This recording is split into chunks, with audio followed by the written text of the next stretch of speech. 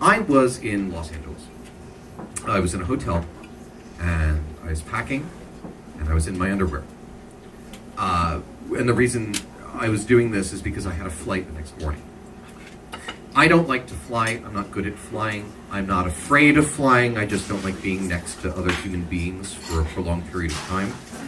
And ordinarily, what a normal person does when they're stuck in an airplane is they drink or they take drugs.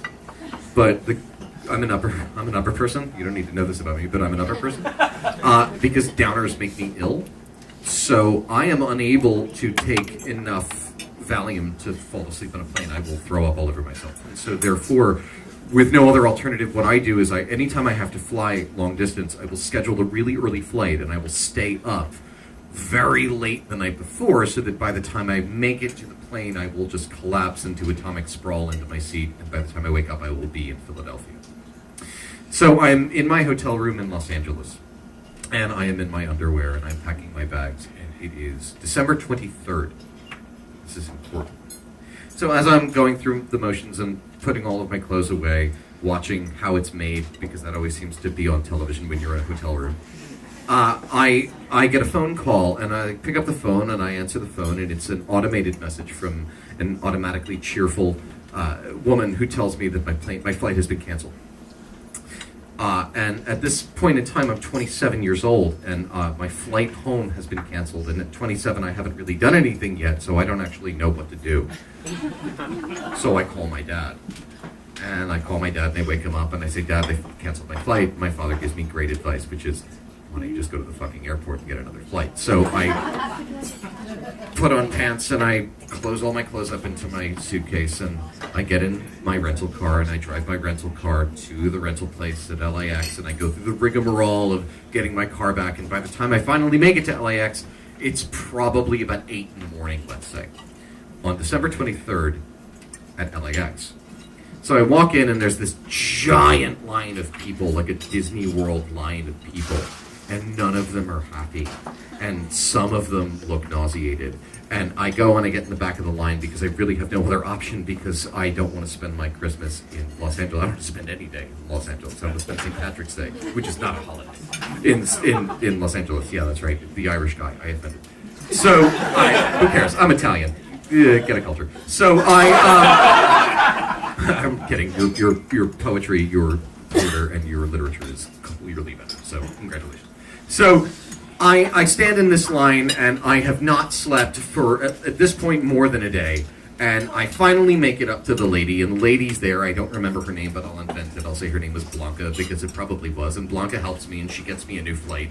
And I walk out of this line, and I have a new ticket, but instead of a direct flight from LAX to Philadelphia, it is LAX to Miami to Philadelphia. And it is, let's say, 8:45 in the morning. And my flight is at noon. So I can't sleep.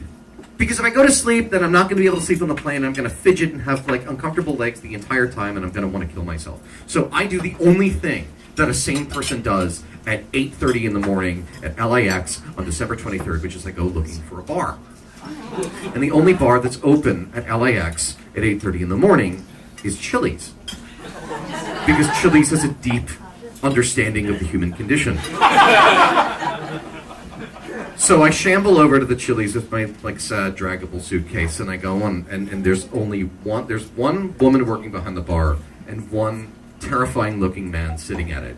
And I walk up and I sit at the bar, and the lady comes up to me and she says, "What can I get you?" And I look over at the gentleman, and the guy's wearing a John Deere hat, and he's got kind of oil stained hands, so like mechanic-y kind of guy, and I can't fix anything. So I look at the guy and I go, like wanting to create some kind of friendship with this dude, I say, "What are you having?" And he looks at me and he goes, "I'm having a Boilermaker." And I say, "Well, I'll have what he's having."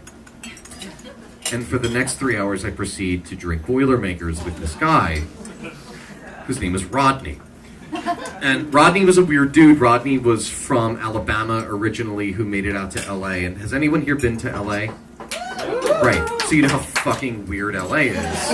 How even an auto mechanic from Alabama, when he's in LA, has some kind of weird tangential relationship to the movie industry. So he's telling me in these 3 hours, as I'm like swilling back Budweiser and Jack Daniels, he's telling me all about how his kids, my kids have been in a few episodes of like, 2.5 Men. It's not a big deal. I'm trying to break into, script writing myself. And like, it's weird. Like LA is everybody wants to be involved in the movie industry. And I go and I have this long conversation and I tell him all about what I'm really doing. And then I get a couple drinks in and I tell him about my mom. And it gets, it gets really weird, the kind of conversation you have with a dude who you don't know at the bar.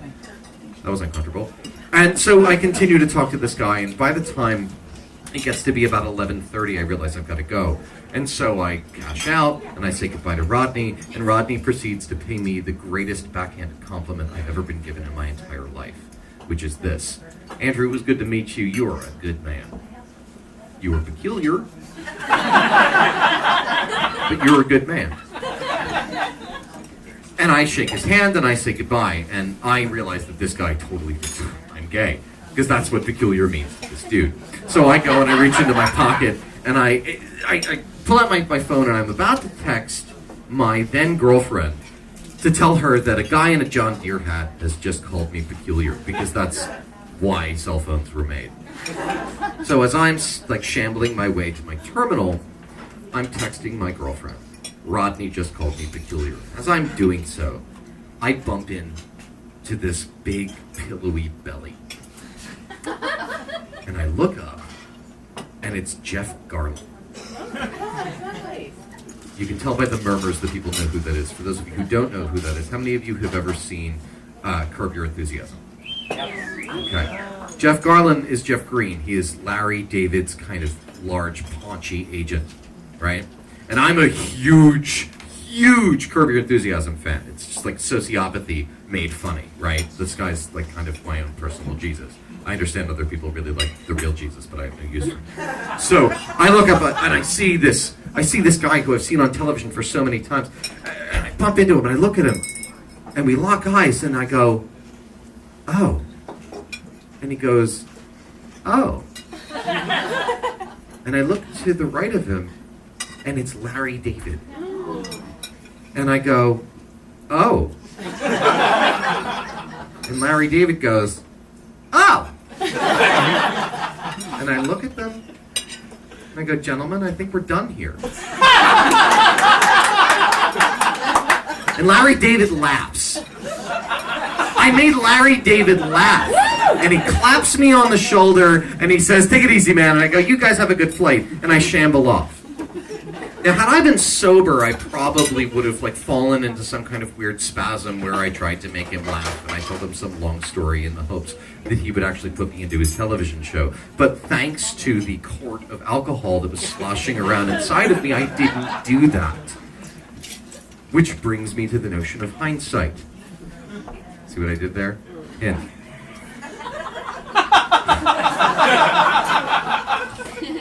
Just guys, keep it in mind.